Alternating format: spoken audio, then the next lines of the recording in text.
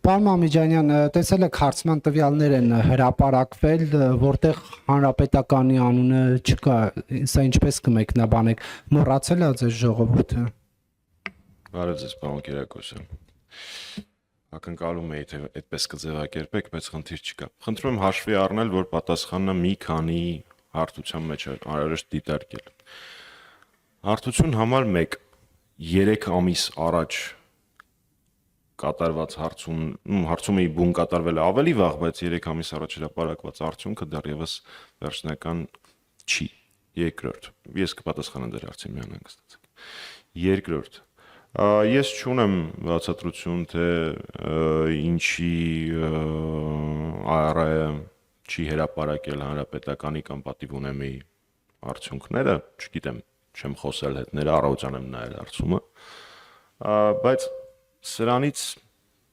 դուք ունեք իրավունք կասկածով մոտենալ իմ պատասխանին, բայց իրականում այդ վարկանիշը ինձ իրապես չի հետաքրքրում։ 3 չէ առաջի օրվա իմ ասուլիսը եւ գործադիրի հայտարարությունը կարծում եմ հենց դրա մասին էր, որ մեզ հետաքրքրում է մենակ մի բան՝ Նիկոլ Փաշինյանին իշխանությունից հեռացնելը։ Եկեք իրար հետ մտածենք, պարոն Կիրակոսյան, եթե Հայաստանի առջև առկա են ահռելի վտանգներ անվտանգային, վտանգված է Մեղրին, Բաքվում քննարկում են Հայաստանի Հանրապետության տարածքով, սուվերեն տարածքով անցնող ճանապարհի կիլոմետրաժով լայնքը, առանց Հայաստանի։ Հիմա լուրջ ես պետք է անհանգստանամ, եթե Աստված մի արասցե Հայաստանը դառնա կենտրոն վարչական շրջանի կամ Երևանի չափ, ես կամ մեր քաղաքական ուժը լինենք առաջին տղան այդ փոքր տարածքում, կներեք դա մեզ չի հետաքրքրում։ Հաջորդը, հիմա հասնում ենք դրան։ Հաջորդը կապված Փաշինյանի վարկանիշի հետ, որը տենց ուրախ բոլոր ԿՊԱ-ականները առավոտվանից տարածում են, խնդիրը կայանում է նրանում, որ իրանք ուղակի հարցում կարդալ չգիտեն, որովհետև երբ որ այդ թվերը բանաձևով անցում ես անում, դա կհաստատի ցանկացած սոցիոլոգ, բանաձևով անցում ես անում էլեկտորալ ռեյտինգի, ապա Փաշինյանի վիճակը այդքան էլ լավ չի լինում, առնվազն 50-ից պակաս է լինում։ Նորից, դա չի նշանակում, որ այդպես է լինելու։ 3 ամիս դեռևս կա, դեռևս բոլորը չեն հայտարարել, դեռևս ոչ մի ցուցակ հրապարակված չի, դեռևս վարչապետի տեխնացուների կեսն են միայն հրապարակված, բայց այնուամենայնիվ, որ տենց ուրախ տարածում են, դա իրանց վնաս է։ Այս հարցման արդյունքներով սոցիոլոգիական բանաձևերի կիրառմամբ Փաշինյանը 50-ից պակաս է հավաքում։ Եվ ամենակարևորը, սա ավելի շատ մեր անելիքն է։ Տեսակ, որ այդ հարցման մեջ ավելի շատ էին մարդիկ, որոնք թերահավատ էին թրիփին, քան հավատում էին, եւ հայ-առաքելական Սուրբ եկեղեցու վարկանիշը, դրա նկատմամբ վստահությունը բարձր էր եւ աճում էր։ Հետևաբար մեզ ընդդիմադիրներից մնում է մենակ մեկ բան՝ մեր սիրելի քաղաքացիներին բացատրել, որ եթե դու հայ-առաքելական եկեղեցու, հայ-առաքելական Սուրբ եկեղեցու կողքին ես, դա նշանակում է ավտոմատ, որ դու Փաշինյանին դեմ ես։ Եթե դու ունես վերապահումներ թրիփի հետ կապված, դա ավտոմատ նշանակում է, որ դու Փաշինյանին դեմ ես։ Ուստի այս հարցումները իմ համար ավելի շատ աշխատելու հնարավորությունների եւ ուղղությունների ցույց տվող հարցումներ են, քան թե թվեր։ Իսկ մեր ռեյտինգի մասով ասեցի, մեզ անկեղծորեն դա այդքան էլ չի հետաքրքրում, բայց իհարկե ընդունված է հիմա բոլոր քաղաքական ուժերն են ասում, որ իրենք սեփական հարցումներ ունեն, բայց ոչ մեկի համար գաղտնիք չի, որ հանրապետականը տարիներ շարունակ շատ բարձր հաճախականությամբ իրականացնում է հարցումներ եւ վստահեցնում եմ, որ մեր աշխատանքը կազմակերպելիս մենք հիմնվում ենք այդ թվերի վրա։ Այդ թվերը մինչ օրս երբևէ չեն հրապարակվել ու դժվար էլ հրապարակվեն, որովհետեւ մեզ համար դրանք աշխատանքային փաստաթղթեր են։ Ուստի վերահաստատելով միակ թիվը, որ ինձ այդ հարցումների մեջ հետաքրքրում է, դա թե այդ հարցման արդյունքներով ինչպես կարող ենք հասնել իշխանապողության։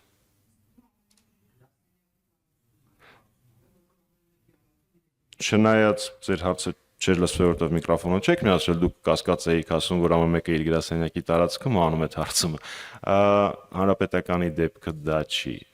Հանրապետականի իրականացրած հարցումները իրենց ներառականությամբ, ընտրանքի ծավալով եւ պրոֆեսիոնալիզմով առնվազն չեն զիջում հրապարակված ոչ մի հարցման, եթե չասեմ ավելին են հաշվի առնելով դրանց պարբերականությունը եւ այն պրոֆեսիոնալներին, որոնք դրանով զբաղվում են։ Հանրային երկրորդ հեռուստաընկերություն։ Պարոն Մամիջանյան, քիչ առաջ Արման Եղոյանը խոսում էր խաղաղության մասին եւ ասաց, որ Հայաստանը արդեն խաղաղության կղզյակ է, բայց Իլհամ Ալիևը երեք անվտանգության խորհրդի նիստում բառացի ասել է, որ հայերի գլուխը ջարդել են երկաթե բռունցքով, արդյոք սա համապատասխան խոսույթ է, հա, խաղաղության գնացող պետության հետ կապված, եւ մի փոքրիկ դիտարկում էլ Վահան Բաբայանը ռեֆորմիստների կուսակցության հայտարարել է ընտրությունների մասնակցության մասին եւ կարծես թե վարչապետի տեխնացու են առաջադրել Վաղարշակ Հարությունյանին, արդյոք ՀՀԿ-ն համագործակցում է կամ ինչ որ բաներ ունի, հա, այս կուսակցության հետ, այս ուժի հետ եզրեր համագործակցության։ Շնորհակալ եմ։ Սկսենք երկրորդ հարցից իրավի։ Հայաստանի Հանրապետական կուսակցությունը շատ շնորհակալ է այս տարիների ընթացքում այն քաղաքական ուժերին եւ անհատ դերակատարներին, որոնք այս կամ այն պարքարի փուլում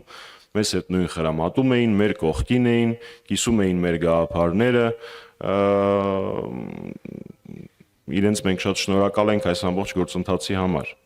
Բայց ձեր նշած քաղաքական ուժը եւ ձեր նշած քաղաքական գործիչը առանձին քաղաքական միավորներ են եւ Հայաստանի Հանրապետական կուսակցությունը Վահան Բաբայանի ռեֆորմիստների կուսակցության տվյալ որոշման հետ որևէ առնչություն, որևէ դերակատարում, որևէ մասնակցություն չի ունեցել։ Ուստի այդ իրողության հետ մեզ կապել կամ մեզ հարցեր տալ հնարավոր չի։ Եղոյանի նշածի հետ կապված ախր ինչ ասեմ, անկեղծ ասեք պատասխանեն։ Հարցը հնչում էր հետևյալը. Եղոյանը ասում է, որ ինքը Հայաստանը կղզյակ է խաղաղության, երեք Ադրբեջանի նախագահը ասել է, որ երկաթե բռունցքով եւ այլն Հայաստանին։ Դրանից մի քանի օր առաջ գրավյալ հայկական տարածքներում ինքը մեզ անվանում էր թշնամի, հոխորտում էր եւ այլն։ Դրան գումարում ենք, որ մեր երկրի առնվազն 200 քառակուսի կիլոմետր սուվերեն տարածքից ավել դրանից գրավված է ադրբեջանցիների, ադրբեջանական զինված ուժերի կողմից, դրան գումարում ենք, որ մենք ունենք առնվազն 19 գերի Բաքվում, դրան գումարում ենք, որ մենք ունենք անհետ կորած անձինք,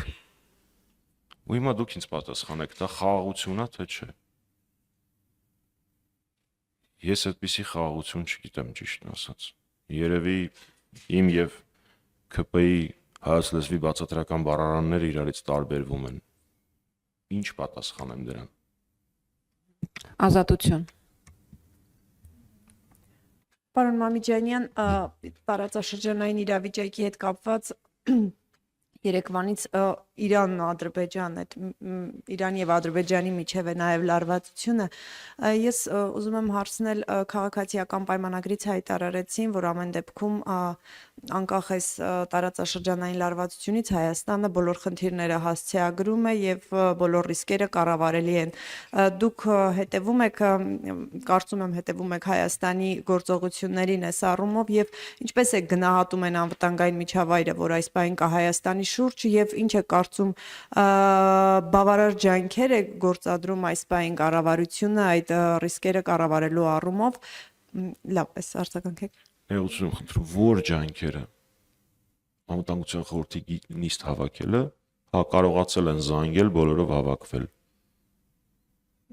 Դրա ես ինչ եմ մեկնաբանում։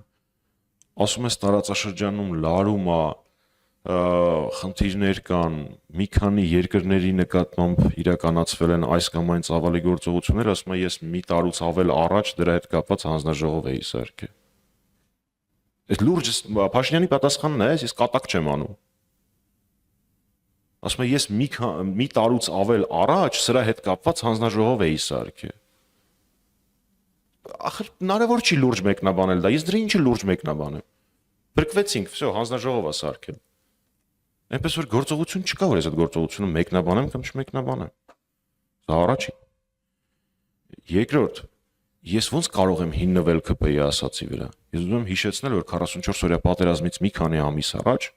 Լիլիթ Մակունսը, որ այն ժամանակ իշխող ֆրակցիայի ղեկավարն էր, հետո էլ Ամերիկայում դեսպանն էր,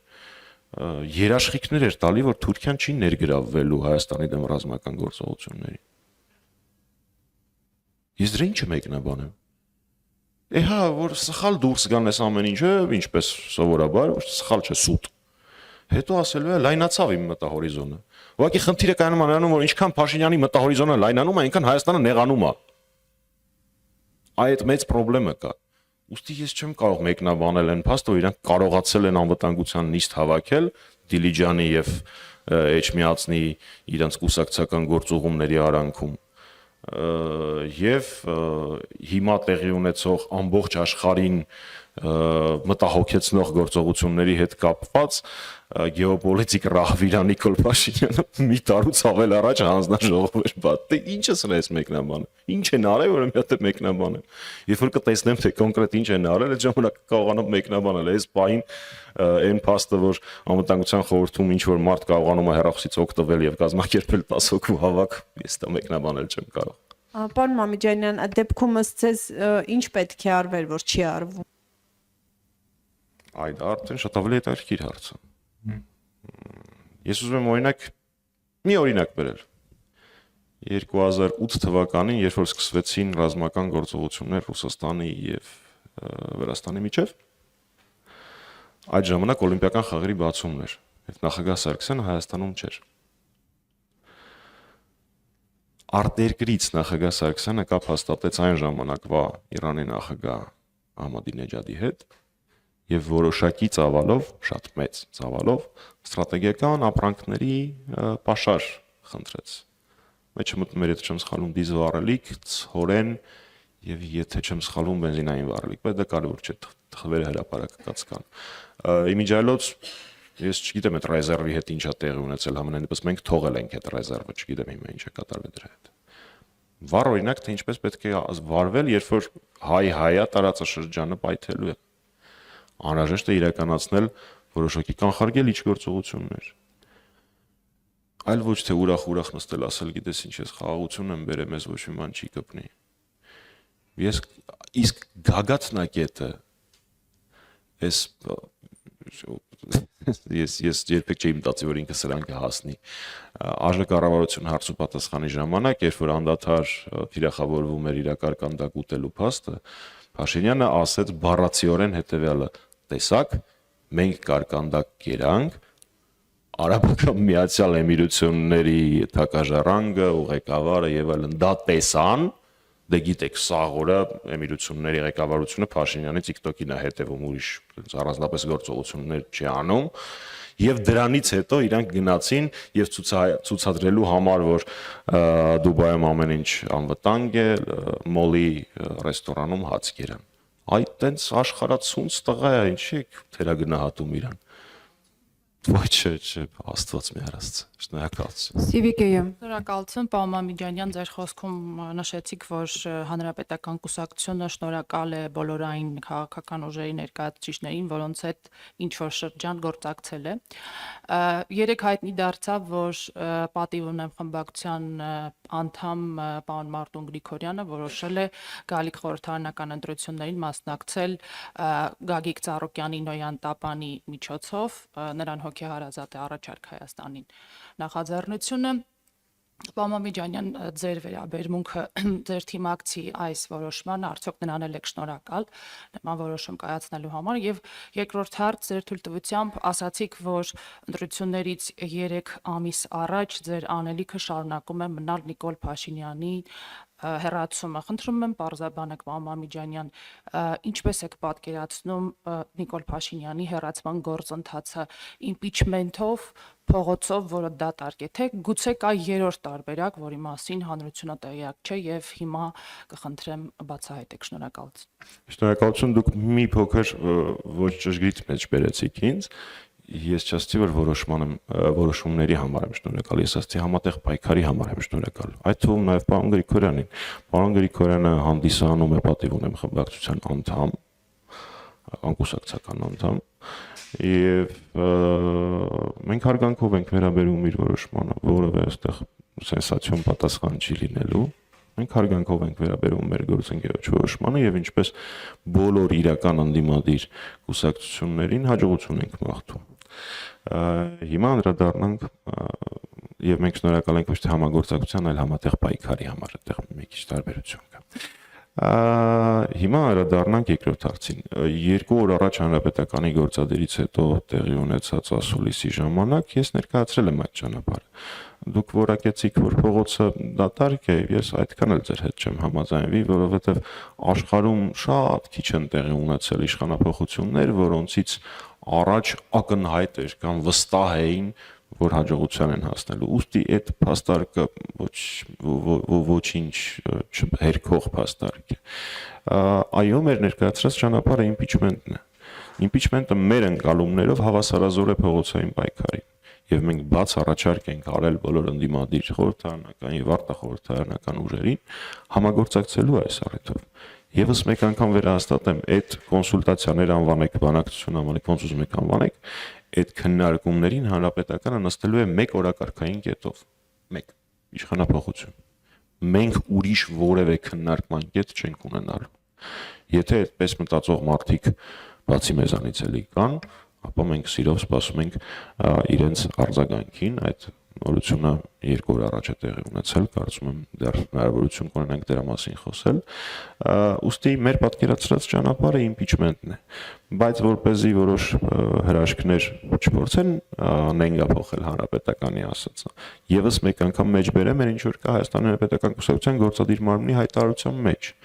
որ ընտրությունների վերահսկողությունը եւ մեր քաղաքացիների բարձր մասնակցությունը շատ կարեւոր գործոններ են։ Իսկ այն ամենը, ինչ ես ասել եմ այդ օր ասուլիսի ժամանակ, նորից չասեմ, բայց շատ կարճ ասեմ։ 1. Միանշանակ Փաշինյանը ավելի կաշկանդված կլինի խախտումներ եւ կեղծիքներ իրականացնել, եթե արկա լինի փողոցում մեր քաղաքացիների պահանջատեր դիրքորոշումը, տեսանելիորեն պահանջատեր դիրքորոշումը, որը լրացուցիչ արգելք կլինի, որպեսզի Փաշինյանը իրականացնի այս կամ այն կեղծիքը։ Դա 1 եւ երկրորդ, ընտրություններ եւ իմպիչմենտ գործընթացները իրար մերժ չեն, իրար հետ հակասություն ոչ իրավական, ոչ քաղաքական տեսանկյունից չունեն։ Ուստի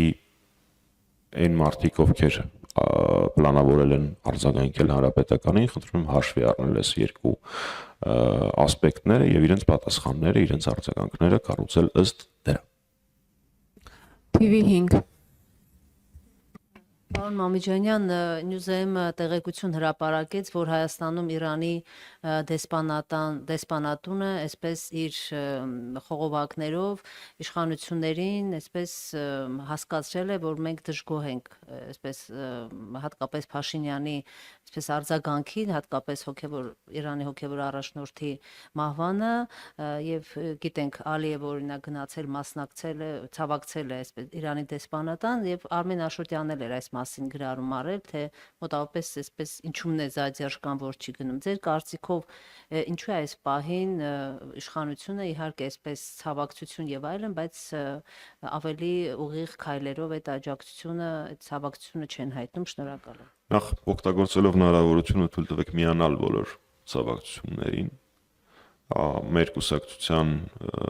ներկայացուցիչները Էդուարդ Շարմազանովը, Տիգրան Աբրահամյանը, մեր ֆրակցիայի քարտուղարը եւ երիտասարդական կազմակերպության ղեկավարը Դանիել Անհենրիխը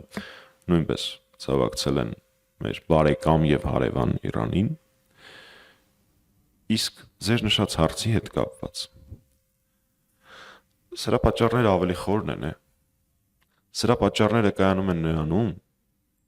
որ Նիկոլ Փաշինյանը այն սուվերեն ու կես տղեն, էլի,